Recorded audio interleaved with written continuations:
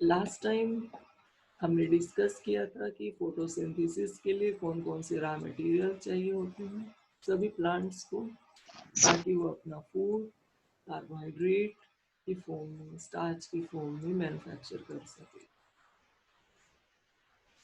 तो आज हम डिस्कस करेंगे इम्पोर्टेंस ऑफ फोटोसिंथेसिस। फोटोसिंथेसिस के फायदे न सिर्फ प्लांट को खुद है बल्कि पूरे क्लाइमेट को।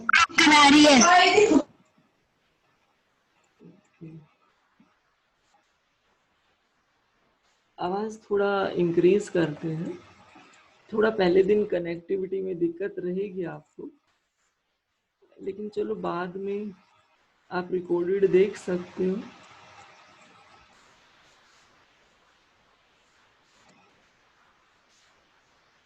थोड़ा आवाज को लाउड करने की कोशिश करते हैं।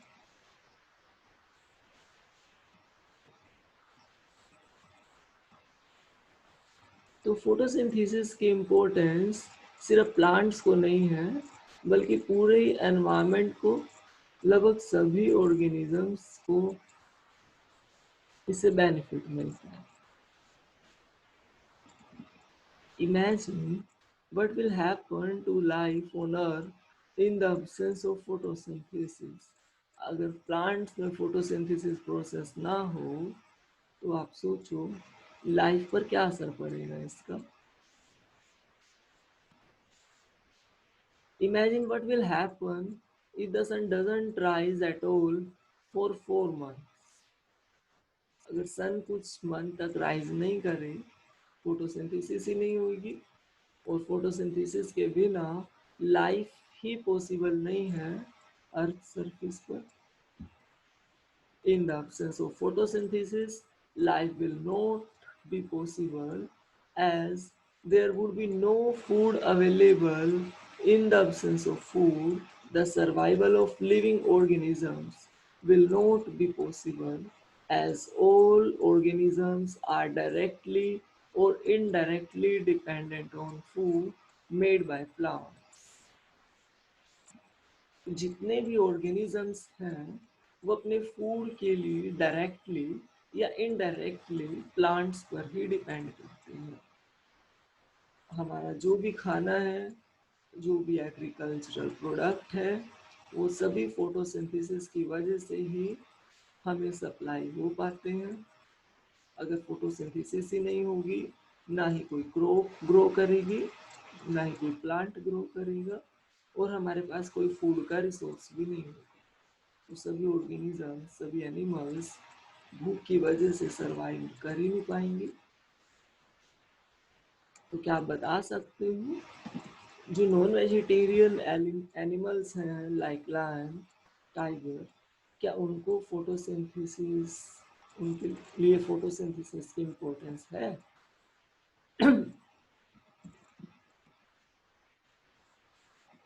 तो ये बताएंगे कम मोहित। चलो पूरब से पूछते हैं।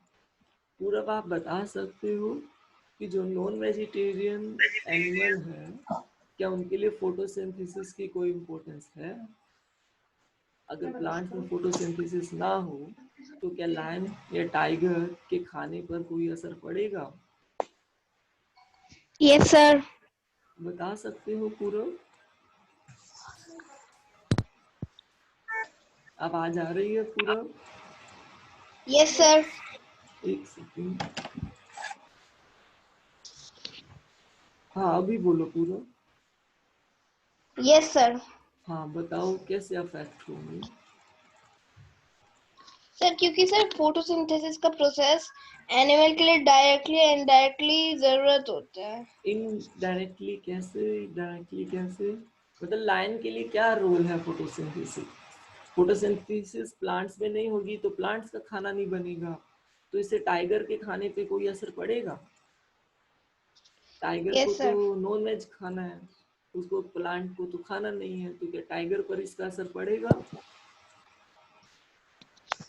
आपको क्या लगता है पूरा पड़ेगा? Yes sir. कैसे? सर क्योंकि इनडायरेक्टली सर टाइगर डियर खाता है तो सर डियर तो प्लांट्स ही खाता है, इसी तरह से इनडायरेक्टली वो उसको भी प्लांट्स की जरूरत होती है। तो ये पूरी फूड चेन है जो कि फोटोसिंथेसिस के प्रोडक्ट से ही स्टार्ट होती है।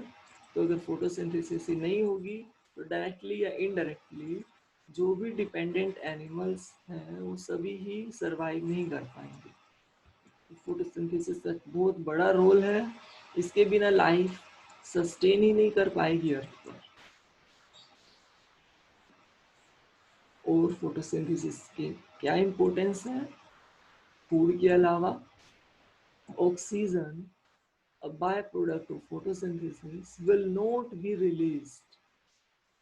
अगर फोटोसिंथेसिस ही नहीं होगी तो ऑक्सीजन की भी कमी हो जाएगी, क्योंकि प्लांट्स बहुत बड़ा सोर्स है ऑक्सीजन की सप्लाई के लिए।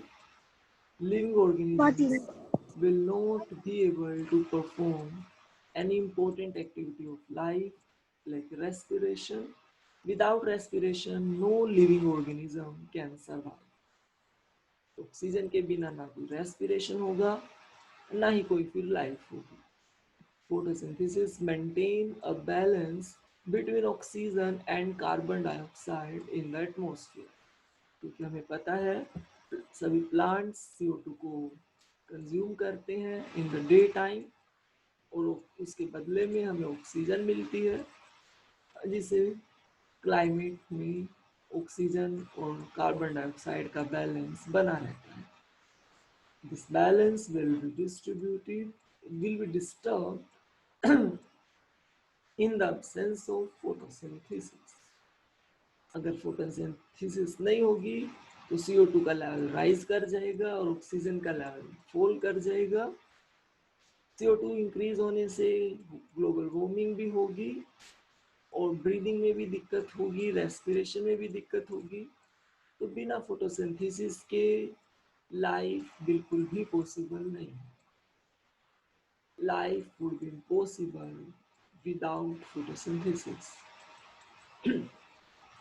Similarly, if the sun doesn't rise at all for a few months, photosynthesis will not take place, and the balance of gases CO2 and O2 will also be disturbed।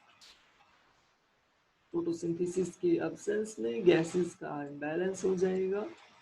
Thus, existence of life would be greatly affected। Photosynthesis का बहुत बड़ा role है इस chapter में। सबसे important points हैं ये, इन सभी को आप बच्चे याद रखें और अपने नोट्स में भी नोट कर सकते हो।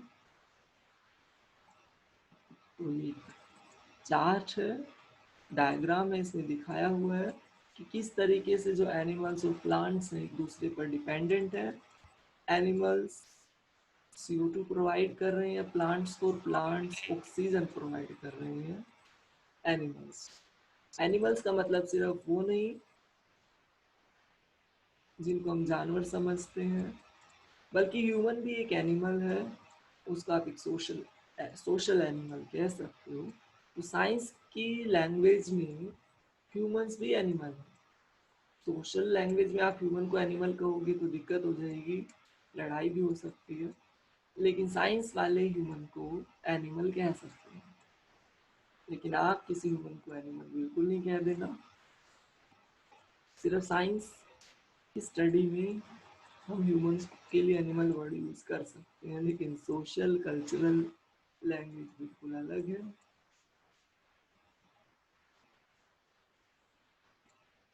कुछ एक्टिविटीज हैं, इसके बारे में अभी हम एट प्रेजेंट डिस्कस नहीं करेंगे, बल्कि इनसे रिलेटेड कुछ वीडियोस आपको लिंक के थ्रू भेजेंगे। ये एक्टिविटी आप घर पर तो नहीं कर पाओगे, लेकिन फिर भी आपको डेमोन्स्ट्रेशन मिल जाएगा उन वीडियो के थ्रू। इसमें आप जानोगे कि सनलाइट की इम्पोर्टेंस क्यों है फोटोसिंथेसिस में। जो फूड है प्लांट्स प्रिपेयर करते हैं वो स्टार्च के फॉर्म में प्रिपेयर करते हैं। बिना फोटो सनलाइट के स्टार्च मैन्युफैक्चर नहीं होगा लीव्स में। उसको आप वेरीफाई कर सकते हो एक्टिविटी के थ्रू, और इस एक्टिविटी से रिलेटेड लिंक आपको जल्दी ही भेजते हैं।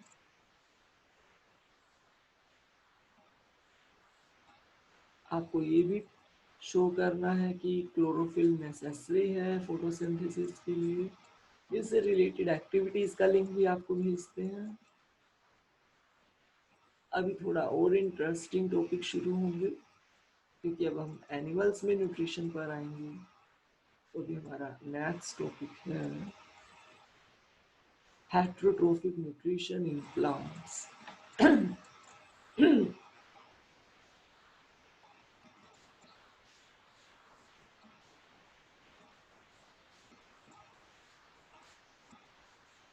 अभी तक हमने ऑटोट्रोफिक न्यूट्रिशन के बारे में जाना, अभी हम हेटेरोट्रोफिक न्यूट्रिशन के बारे में डिस्कस करेंगे।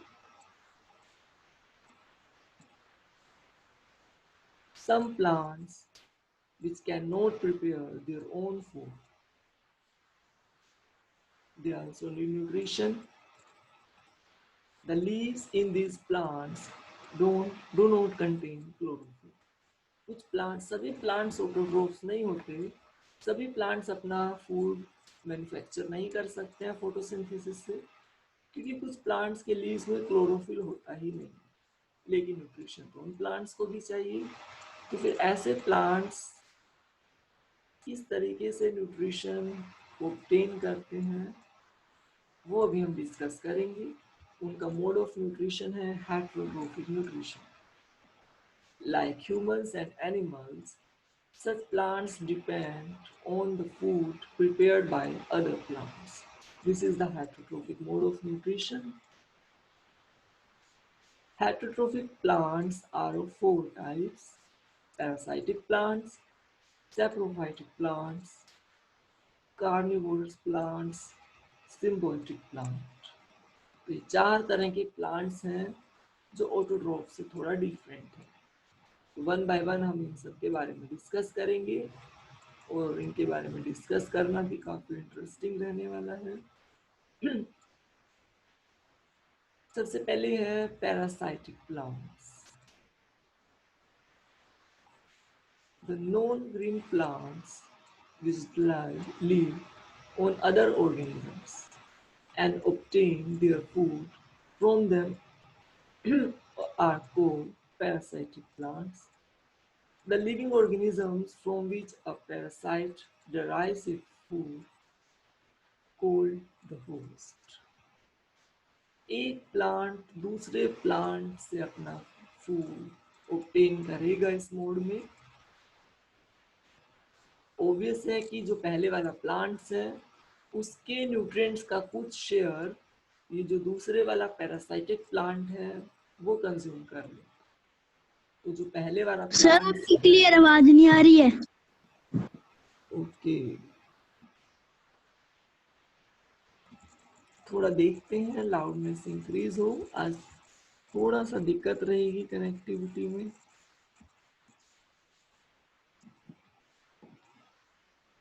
वेबएक्स ऐप पर कनेक्टिविटी की ज़्यादा दिक्कत रहती है एज कंपेयर टू जूम।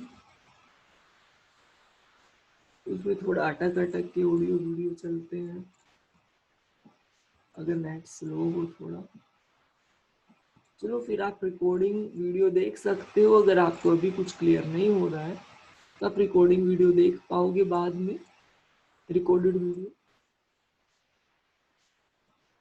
तो जो पैरासाइटिक प्लांट है वो ग्रो करेगा एक ऑटोट्रोफिक प्लांट की बॉडी के ऊपर या उसके साथ साथ, और ऑटोट्रोफिक प्लांट जो खाना प्रिपेयर करेगा उसका एक बड़ा शेयर ये पैरासाइटिक प्लांट कंज्यूम कर लेगा। अमरबेल के बारे में आपने सुना होगा, ये कॉमन पैरासाइटिक प्लांट है, प्लांट पैरासाइट है।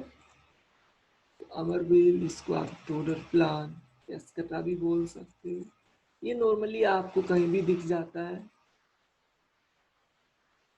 इसको कई बार हटा भी देते हैं ताकि जो ऑटोट्रोफिक प्लांट है उसको प्रॉपर न्यूट्रिशन मिल पाए, क्योंकि वो प्लांट उस प्लांट का न्यूट्रिशन का एक बड़ा शेयर कंज्यूम कर लेता है। This parasite means amarville produces yellow tubular structures which attach themselves to a autotrophic plant and wrap them around the stem and branches. जो अमर बेल है वो धीरे धीरे ऑटोट्रोफिक प्लांट के साथ लिपटता जाएगा, रैप होता जाएगा और एक ट्यूबुलर स्ट्रक्चर्स प्रोड्यूस करेगा जो कि येलो कलर की होंगी, जो कि अटैच हो जाएंगी ऑटोट्रोफिक प्लांट के साथ और उसकी बॉडी से न्यूट्रिशन को डेराइव करेगी। Its leaves are reduced to minute scales. अमर बेल के जो प्लांट्स के लीव्स हैं वो रिड्यूस हो जाएंगे स्केल्स की फॉर्म में। Chlorophyll is not present in this plant, means in amarmel plant. It absorbs ready-made food from the host plant on which it's climbed through spatial structure. Through spatial structures called hystoria. The hystoria absorb food from the host plant. तो कुछ बच्चों ने तो इसको देखा भी होगा, अगर देखा भी होगा तो उनको पता नहीं होगा कि ये पैरासिटिक प्लांट है। तो किसी भी फील्ड में आपको इजीली दिख जाता है। इससे रिलेटेड वीडियो भी आपको भेजेंगे एट टाइम, अभी मेरे पास वो ढूंढनी पड़ेगी, तो आपको इससे रिलेटेड लिंक भेजते हैं। नेक्स्ट मोड ऑफ न्यूट्रिशन है सेप्रोफाइटिक न्यूट्रिशन, या फिर जो कि सेप्रोफाइटिक प्लांट्स में कह सकते हो आप, हो सकता है। The plant which live and feed on dead and decaying organic matter are called saprophytic plant. जो प्लांट्स बिल्कुल डेड प्लांट या डेड ऑर्गेनिज्म से अपना न्यूट्रिशन डेराइव करेंगे उसको हम सैप्रोफाइटिक प्लांट कह सकते हैं। इनमें क्लोरोफिल नहीं होता तो ये अपना खाना खुद प्रिपेयर नहीं कर सकते, बल्कि डेड प्लांट या फिर dead body, dead material, organic material से अपना न्यूट्रिशन डेराइव करेंगे। बहुत सारे बैक्टीरिया और fungus like mushroom, mould, cyst, इसमें आपको इस तरह का न्यूट्रिशन देखने को मिलेगा। पैरासाइट्स की तरह इनमें भी क्लोरोफिल ग्रीन कलर का पिगमेंट नहीं।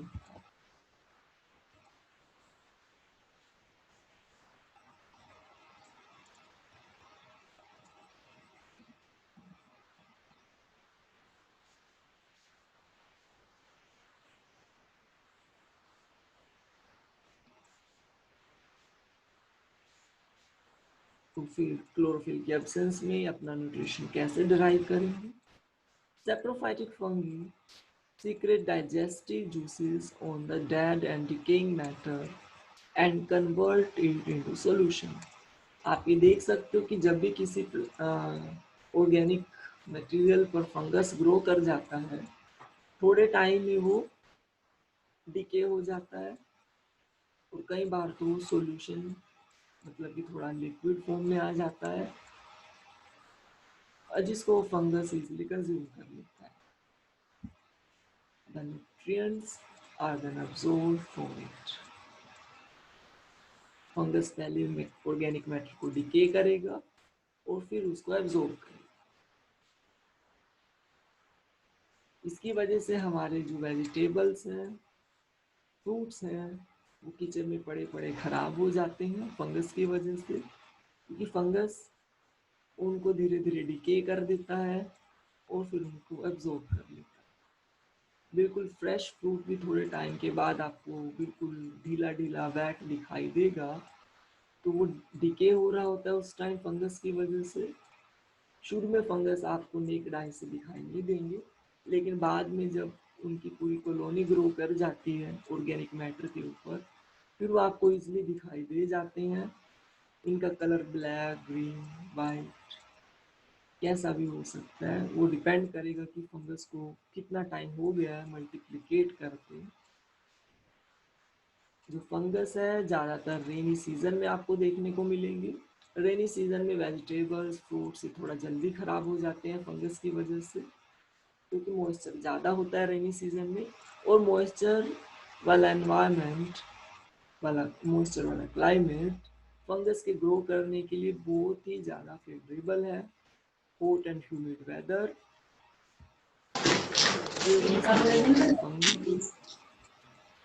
फंगस सिंगुलर वर्ड है और फंगई ये प्लूरल वर्ड है। जैसे न्यूक्लियस न्यूक्लियाई होता है, ऐसे फंगस है, फंगी भी है, इसको फंगाई बोलो, तो एक प्लूरल वर्ड है।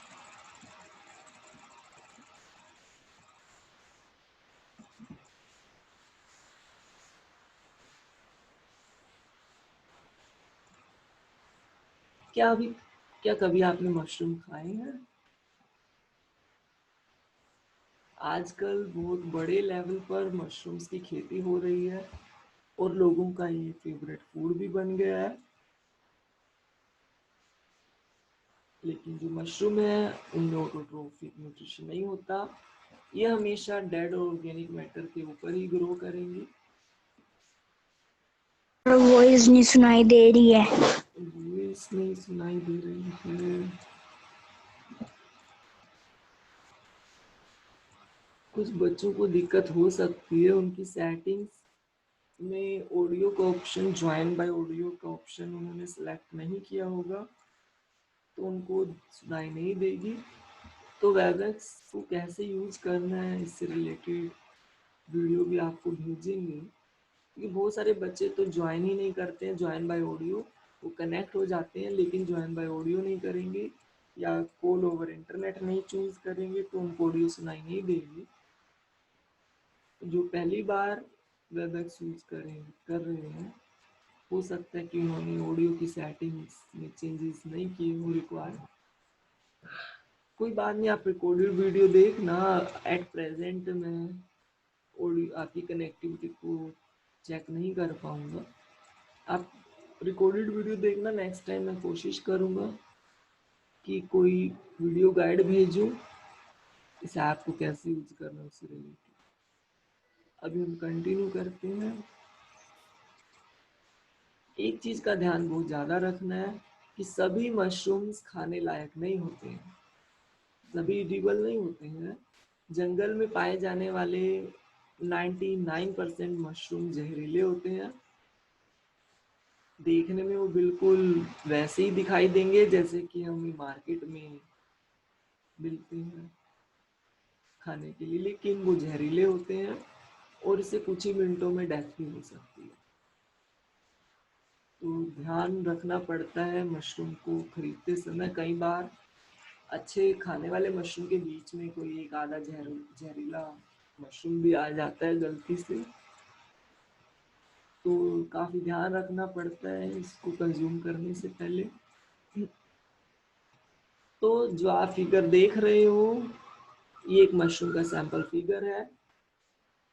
ज्यादातर बच्चों ने आपको ये देखा ही होगा और इसको आप फूड में खाते भी होंगे। ये भी प्लांट है जिसको हम सैप्रोफाइट की कैटेगरी में रख सकते हैं।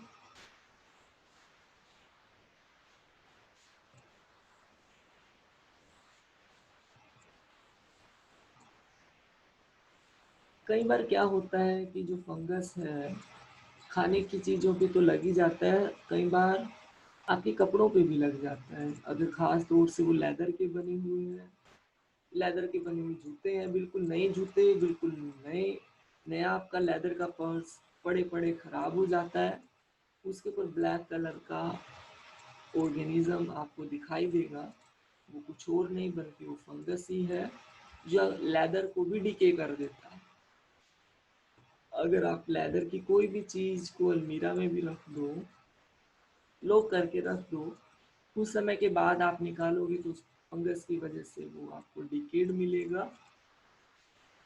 कई बार आप करेंसी नोट्स को भी रखते हो लॉक करके, लेकिन कुछ सालों के बाद निकाल के देखते हो तो आप पाओगे कि वो बिल्कुल राख की तरह डिके हो चुके हैं।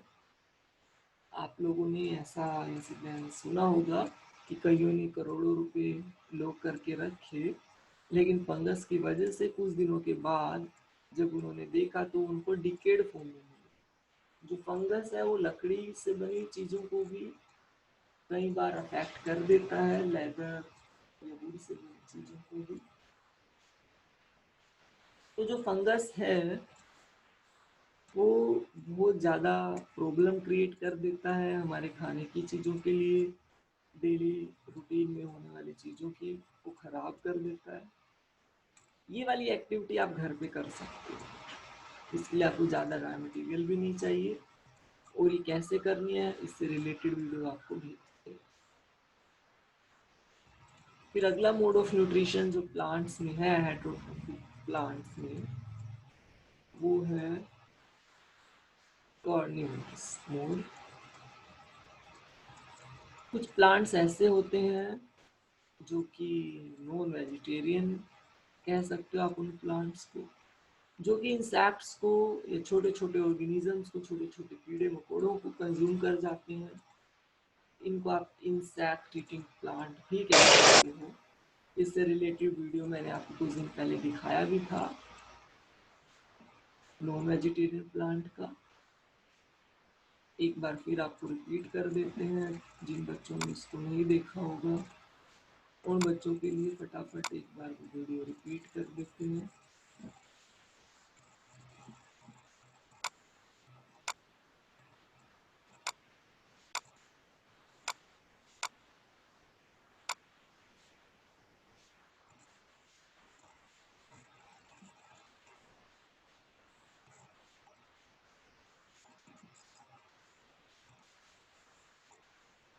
तो इस वीडियो में आप देख पा रहे हो कि एक नॉन वेजिटेरियन प्लांट है। जैसे ही कोई इंसेक्ट इसके पास आएगा तो ये उसको अपने ट्रैप में Ever ले imagine that लेगा। a plant could ये devour फ्रॉग such है, large creatures? आप देख सकते हो कि फ्रॉग को किस तरह से ये प्लांट पे डिजोल्व कर लेगा। जैसे ही कोई छोटा ऑर्गेनिज्म इनके ट्रैप में आता है तो ये प्लांट से केमिकल को, लिक्विड को, केमिकल रिलीज करेंगे जो कि Ever imagine decay that a कर देगा, plant could डिसॉल्व devour कर such देगा large creatures? इन ऑर्गेनिजम्स की बॉडी को, और फिर उनको ये प्लांट एब्जॉर्ब कर लेगा।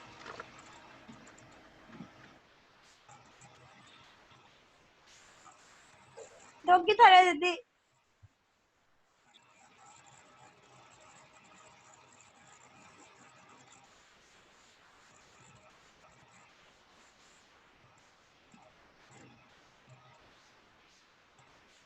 यहाँ आप देख सकते हो ये भी एक नॉन वेजिटेरियन प्लांट का एग्जाम्पल है।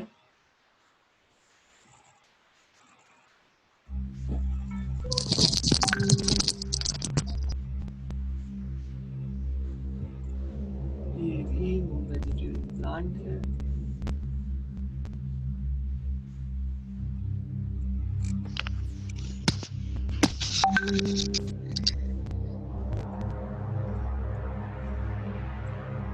जैसे ही कोई छोटा इंसेक्ट, छोटा ऑर्गेनिज्म ये देखो इनके ट्रैप में आएगा के आवाज। तो एक लिक्विड सीक्रेट करेंगे जो कि इनकी बॉडी को डिसॉल्व कर देगा। बैकग्राउंड मुझे सर के आवाज आ रहा है।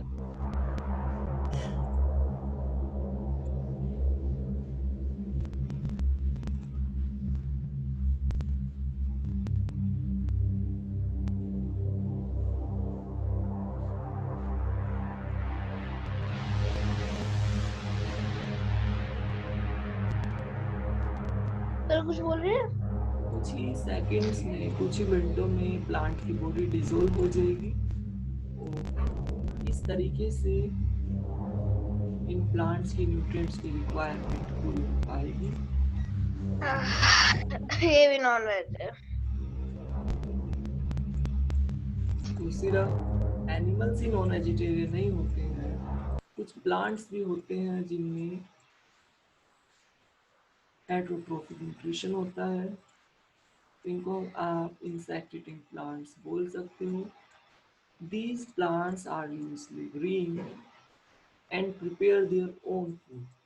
मतलब कि इन प्लांट्स में क्लोरोफिल भी है, ये अपना खाना खुद भी बना सकते हैं और नॉन वेज भी खा सकते हैं। मतलब कि दोनों ही मोड है इन प्लांट्स में। कुछ प्लांट्स में सिर्फ सिंगल मोड होता है, कुछ में डबल मोड भी हो सकता है न्यूट्रिशन का। Why do they eat insects? जबकि वो अपना खाना खुद बना सकते हैं, फिर भी वो नॉन वेजिटेरियन क्यों बन जाते हैं? This is because in some area the soil is deficient in nitrogen. अगर मिट्टी में नाइट्रोजन की कमी है तो इन प्लांट्स की नाइट्रोजन की रिक्वायरमेंट पूरी नहीं हो पाएगी, और नाइट्रोजन की रिक्वायरमेंट को पूरा करने के लिए इनको कुछ आउटसाइड रिसोर्सेज चाहिए होंगे. This is done by trapping and eating insect. ये कुछ प्लांट्स के एग्जांपल्स हैं. प्लांट है आज